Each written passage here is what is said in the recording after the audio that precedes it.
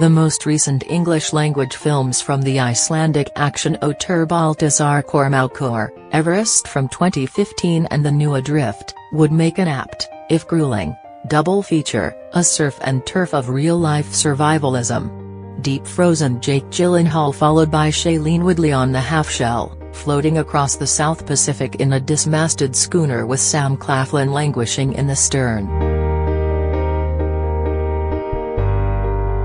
Ms. Woodley plays Tammy Oldham, whose memoir Red Sky in Morning is the basis for the movie, adapted by Aaron Kandel, Jordan Kandel and David Branson Smith.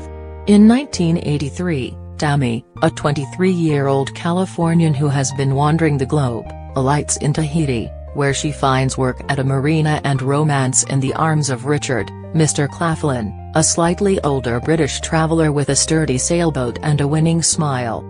The sun-dappled idyll of their early courtship is intercut with their later struggle to stay alive in the aftermath of a brutal storm. Mr. Kormákur smoothly alternates between before and after, bliss and ordeal, building toward the storm that marks the boundary between those states. He doesn't dig too deeply into the lives or personalities of Tammy and Richard. They are attractive, adventurous people negotiating the beginning of what promises to be a long relationship. When an opportunity pops up to sail from Tahiti to San Diego, in a boat belonging to an older couple Richard knows, Tammy hesitates, not because she's afraid of open water but because she's apprehensive about merging her journey with Richard's. The real drama, as is usual in movies like this, lies in the details of endurance.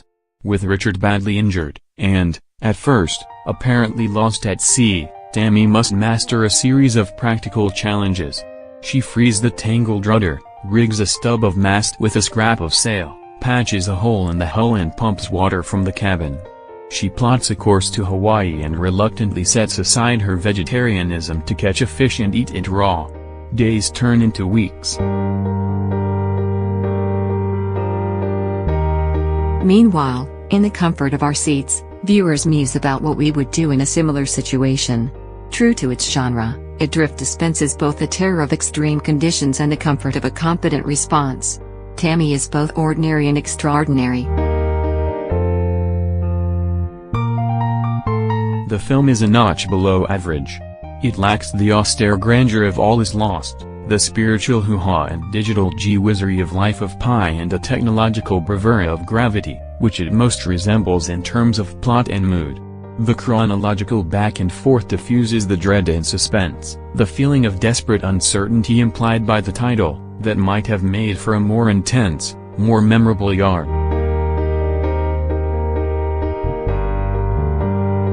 Rated PG-13, parents strongly cautioned. Trouble at sea running time, 1 hour 38 minutes.